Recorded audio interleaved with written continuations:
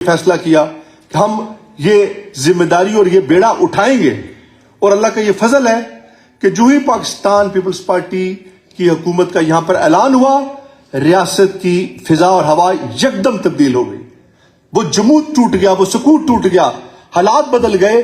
और कल से लेकर अब तक आप ना सिर्फ मुजफ्फराबाद के अंदर बल्कि रियासत के चप्पे चप्पे में जहां भी देखेंगे आपको लोगों के अंदर एक बहाल है।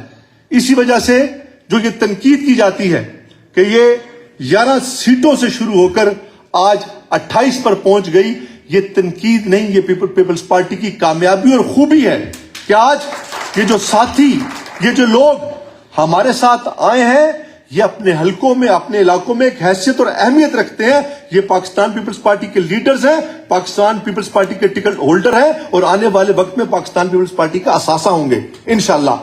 तो जनाबे चेयरमैन, इंशाल्लाह ये जो हालात इस वक्त रियासत के अंदर हमारे सामने है, ये बहुत बड़ा चैलेंज है, बहुत बड़ा चैलेंज।